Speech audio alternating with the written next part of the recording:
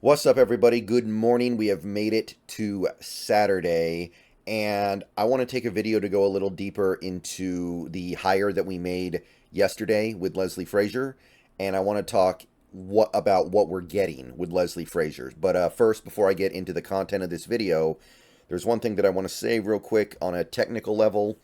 I received some comments in recent weeks, people saying that my volume levels on my microphone were too low. So what I've done in this video is I've turned off the noise canceling software, which has definitely boosted the audio on my microphone, and I've also brought the microphone as close to me as I can bring it without it being in the picture. And in order for me to do that, I'd have to probably buy like an arm and get it screwed onto my wall, and it would change things pretty significantly. So I'm hoping I don't have to do that. But I did change some things. So if you're somebody who has had volume issues with my recent videos, let me know down below if this is better, if this fixes the problem for you, and we can continue to make videos like this. Obviously, the noise cancellation software was useful, but it's not so useful that it's worth it if people are having a hard time hearing me in the video. That's the more important thing. So I can keep it off if this helps. So let me know if it sounds better down below, please. All right, so that out of the way, I want to talk a little bit more about Leslie Frazier and talk about what we're getting into here and talk about what he is bringing to the table as a member of the Seattle Seahawks. And his resume is very long. I'm not going to go over the whole thing. I just kind of want to go over the last 20 years to illustrate what he's been shown as capable of in the NFL, because before then, before the last 20 years, well, actually, his time as an NFL coach goes back to the late 90s, but even before then, he was a college coach, and he had success at that level as well. So I'm not going to go over the whole thing, because the stuff from the 90s and 80s, I don't know how much that matters to us, but the recent stuff definitely does. So Leslie Frazier, the thing that jumps out to you is that he's 65 years old. He's not quite Pete Carroll old, but he is definitely an older coach.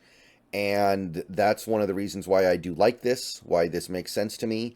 You bring in guys like this to kind of contrast with the head coach that you have. We have the youngest head coach in the league, so you bring in a guy like Leslie Frazier to help guide him in the early stages of his head coaching career. Now, Leslie Frazier has been a head coach before, and he's been an assistant head coach many times before, but he wasn't that successful at it. So sometimes they say those who can't do teach, and maybe Leslie Frazier isn't quite head coaching material in the NFL in terms of being like a good head coach. And I don't mean to completely kill him, because he has had some success. It wasn't a complete disaster, his previous head coaching stop. He did make the playoffs one time, but he's had much more success as an assistant head coach and defensive coordinator in recent years than he ever saw as a head coach. So he's probably just one of those guys that is meant to fill that role, and he can impart a lot of good wisdom onto our new head coach.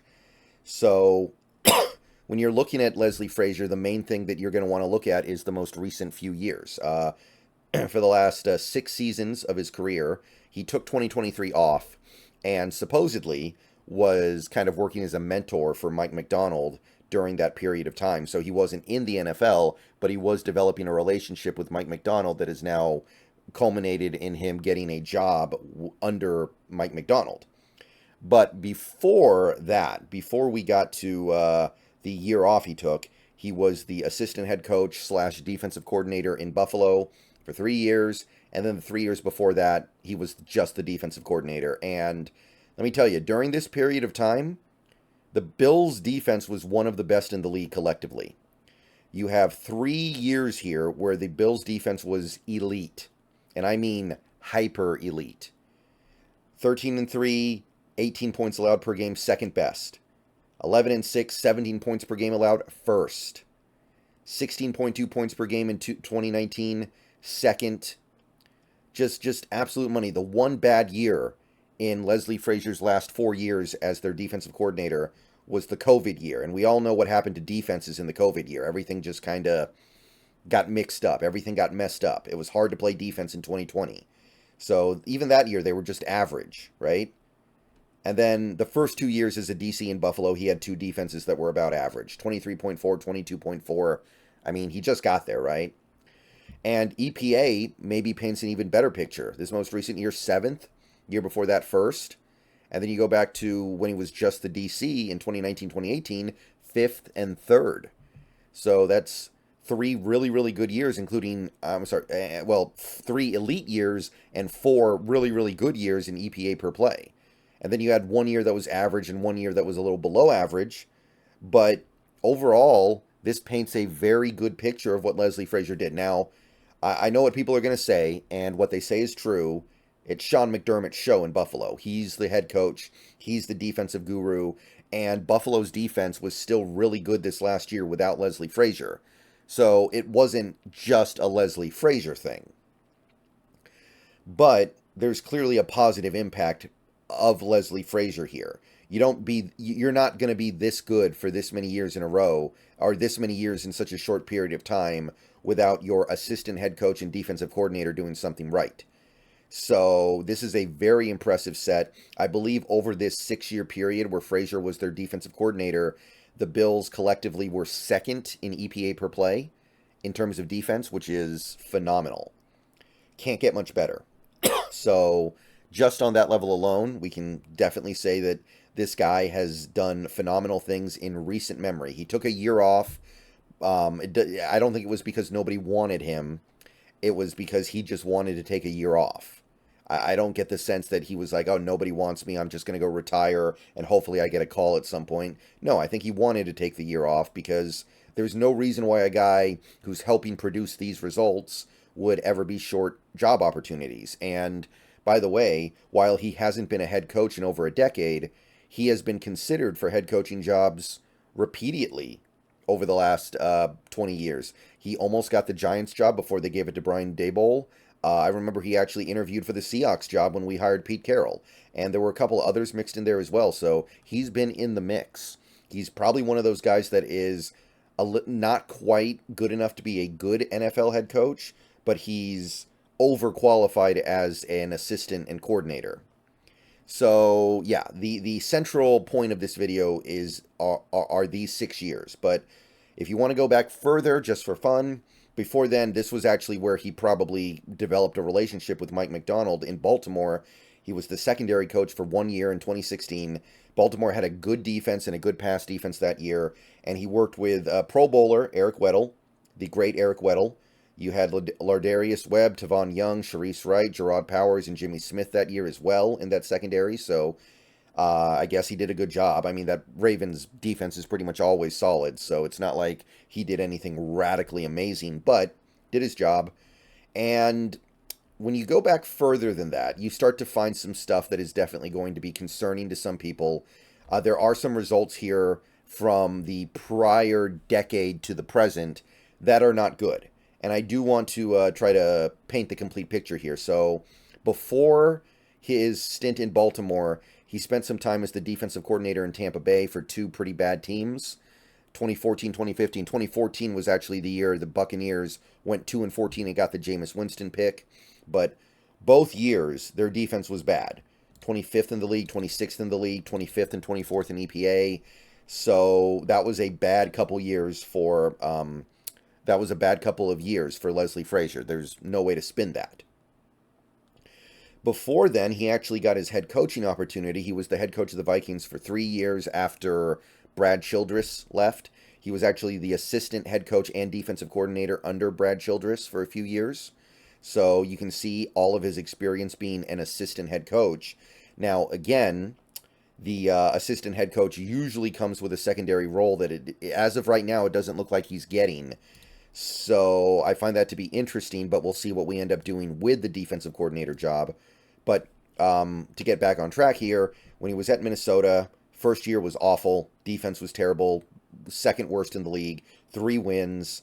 And then in 2012, that was the Adrian Peterson MVP season. Vikings won 10 games, made the playoffs, had an average defense approximately. Things were looking up. And then in 2013, 5 wins, 30 points allowed, which was the worst defense in the league. One of the worst by EPA. He got canned.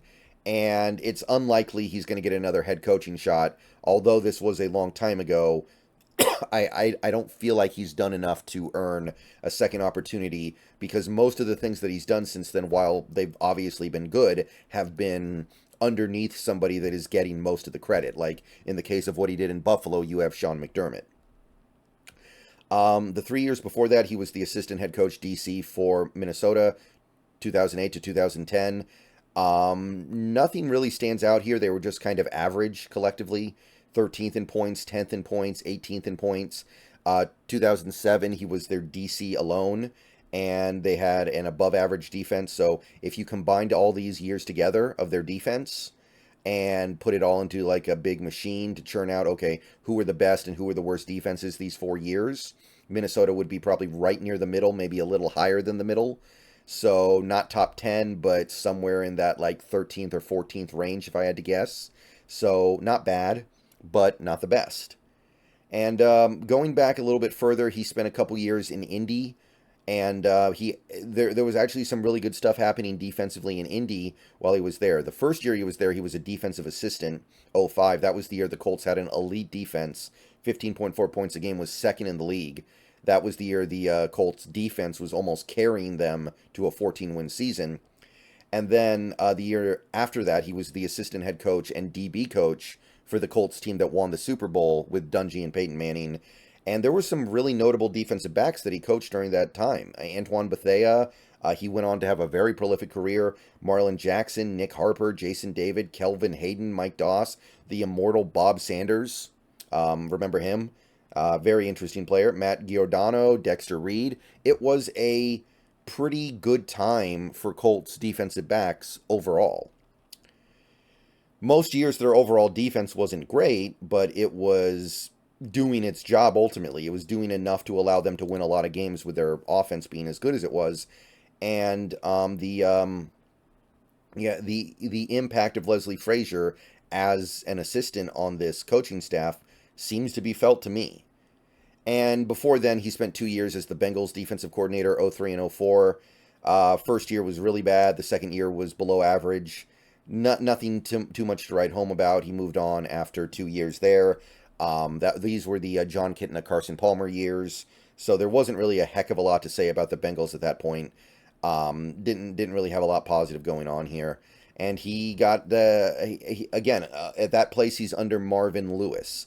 And then in Indy, you have him underneath a guy like a Tony Dungy. Most of these places, he's underneath defensive guys. That's kind of the thing that has typically made you wonder how impactful he is. But guess who he's under here in Seattle? He's under a defensive guy. So it's nothing that he's not used to. And he's a guy who is known for his pressure, his ability to generate pressure, create pressure packages, get to the quarterback. Somebody who will throw exotic things at offenses and see if they can handle it.